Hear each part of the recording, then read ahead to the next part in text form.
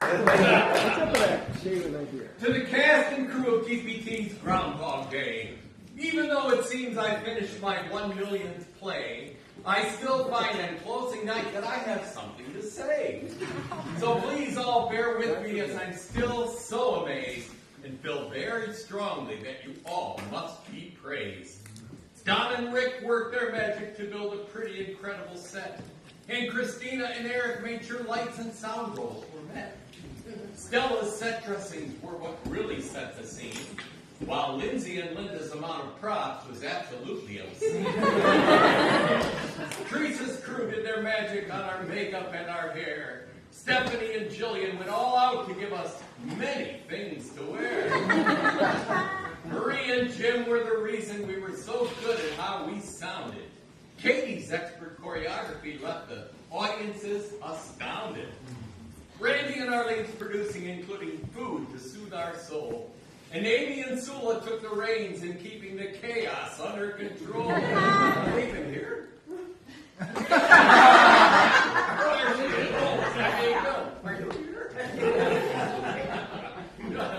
Chris was our Mr. Cleveland, moving sets and reading his map, and was careful not to wake Phil when he was taking a nap. Silas was a pleasure, and he was our youngest star. And when getting to his places, he was a human bumper car.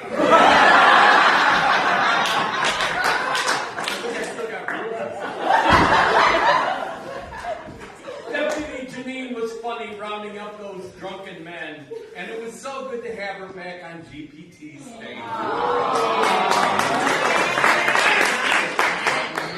Sheriff Pano was a tough guy with a heart of gold. His immense talent and his humor will never get old.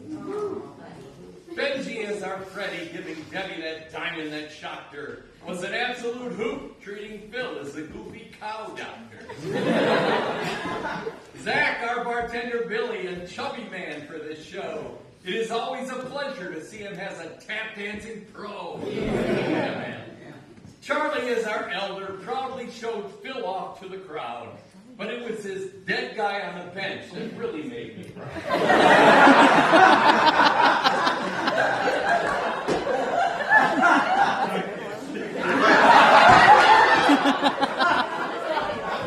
And our sweet Mrs. Lancaster, like only our Liv could portray, it was a pleasure to listen to her day after day. Kyle always smiling and with an endless load of spunk. I don't think we could have had a more lovable drunk. And then there's Kara with all the talent she's bringing. We even discovered she's good at lousy singing. Aaron knew so well every note and every cue. I'm not sure we could have pulled this off without you. Alex seemed excited doing every Punksy Pill setup. I think we'll see him quite often in that big groundhog getup. Sophie slipped in for wherever we would have her, whether selling ride tickets or covering a cadaver.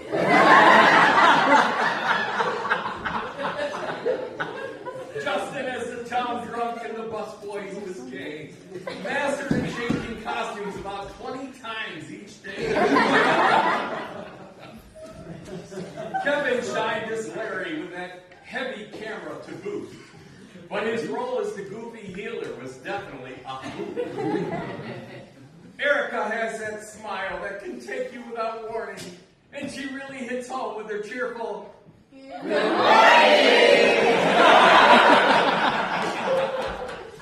Sarah's Enema song was certainly healthy and hearty, but she really kicked it out when she got to the party.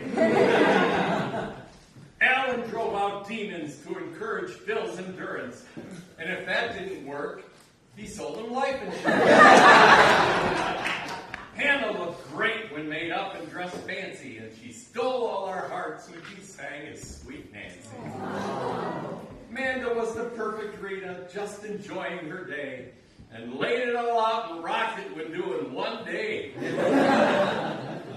And I'm sure there's no lead role that could be more demanding, but Mario, man, you nailed it. You're absolutely outstanding.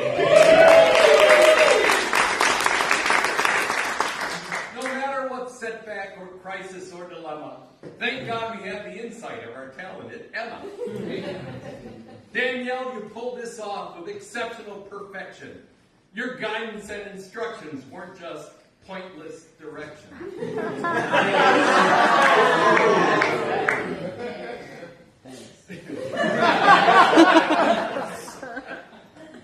And in all of these tomorrows that we spent with each other, we learned, like Phil Connors, there's always more we can discover. And what took this Phil so long to finally realize is there are bits of love and magic in all of our lives. So as we say goodbye now and we go our separate way, we know there is nothing greater than Grosse Pointe Theatre on Groundhog Day.